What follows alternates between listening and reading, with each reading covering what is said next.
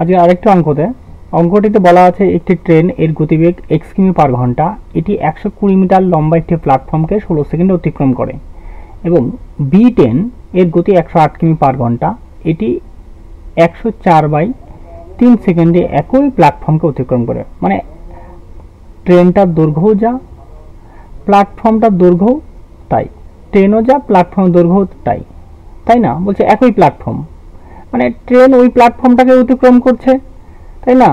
এবার অতিক্রম করছে, আর ওই ট্রেনটাকেই, ওই ট্রেনই আবার একটা জায়গায় অতিক্রম করছে। তো ট্রেনটার গতিবেগে প্রথমটা এটা বলছে x কিমি পার ঘন্টা, তো দ্বিতীয়টা এত বলছে। তাহলে আমাদের 1 ঘন্টা, তবে বলছে এ ও বি দৈর্ঘ্য একই বলছে, তাহলে x এর মান কত? তাহলে x এর মান আমরা কি করে বের করব? তাহলে প্রথমে B10 এর গতিবেগটা কত, b এর গতিবেগ কত দেওয়া আছে? b এর গতিবেগ বলা আছে 108 কিমি পার ঘন্টা।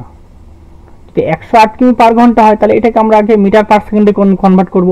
তাহলে 108 ইন্টু কত হবে? 5/18।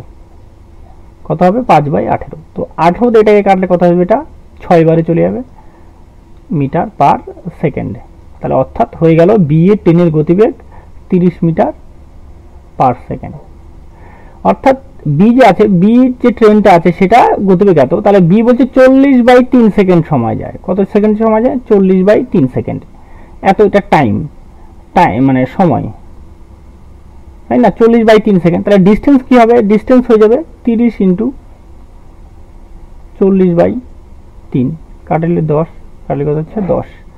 অর্থাৎ টোটাল ডিস্টেন্স মানে ট্রেন প্লাস প্ল্যাটফর্ম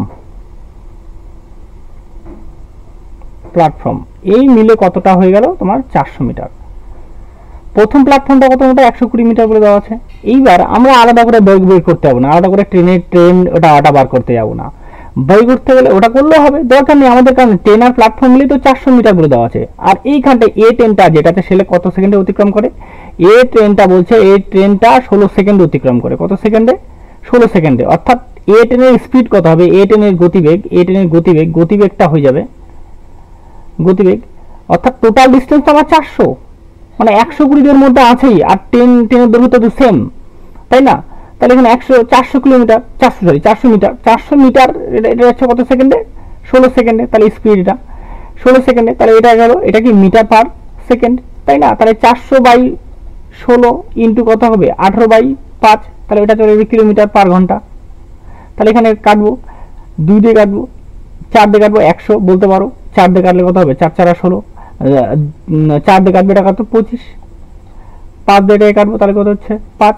তাহলে কত হচ্ছে? 18 ইন্টু 5 সমান কত হচ্ছে? 90। অর্থাৎ 90 কিলোমিটার পার ঘন্টা। অর্থাৎ এ যে ট্রেনের গতিবেগ থাকলো, তাহলে আমাদের এই ট্রেনের গতিবেগ 90 কিলোমিটার পার ঘন্টা। এটা আমাদের উত্তর। তাহলে অপশন নম্বর কোনটা আছে? অপশন নম্বর বি হয়ে যাবে আমাদের উত্তর।